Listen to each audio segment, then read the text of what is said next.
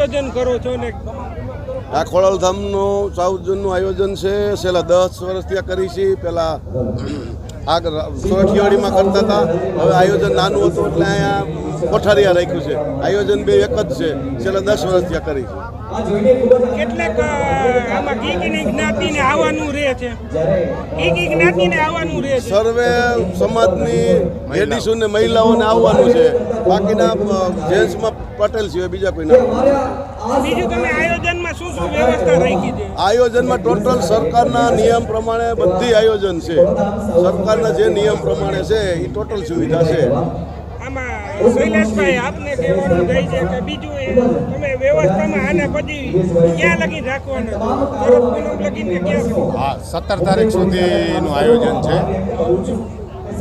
બીજું તમારે શું કહેવાનું થાય આયોજન વિશે?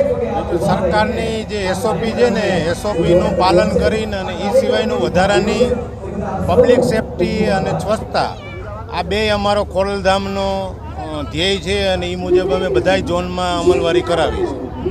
તમારા જે પાસીસ છે એ કેટલો ટાઈમ પહેલા લેવા પડે છે? પાસીસ 8 દિવસ અગાઉ સુધી અમે સિઝન પાસ આપતા હતા. પછી તો અત્યારે રોજ ડેઈલી પાસ આપતા હોય.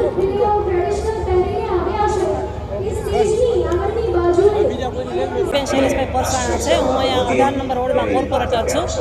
ખોડલધામ ટ્રસ્ટ દ્વારા છેલ્લા 12 વર્ષથી રાસોત્સવનું આયોજન કરે છે અને આ વખતે પહેલી વખત કોઠારીયાની અંદર આ મહારાસોત્સવનું આયોજન થયું છે અને રોજ લગભગ 10 થી 15 હજાર જેટલા ખેલૈયાઓ એનો લાભ લે છે અને બહેનોમાં પણ સર્વ જ્ઞાતિની બહેનો પણ આમાં ખૂબ ઉત્સાહપૂર્વક રાસમાં ભાગ લઈ રહી છે. કેટલા સમયથી અહીંયા આવો? કેટલા સમયથી દાંડિયા રાસ થાય? ઘણા વર્ષોથી દાંડિયા રાસ થાય છે. અહીંયાનું બહુ મસ્ત બધી વ્યવસ્થા, સેફટી આ તે બધું સારું હોય છે અને આમે રમવાની બહુ મજા આવે છે. અહીંયાનું આયોજકોથી માંડીને આયોજન એકદમ મસ્ત હોય છે. સેફટી માટે તમને શું શું કહ્યું?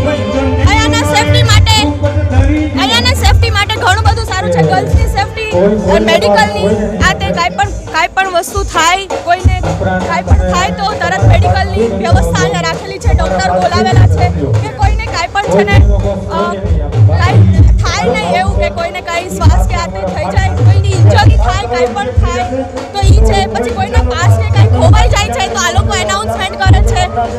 કોઈને ગેરમાર્ગે નથી દોડતા, એવું બધું સારું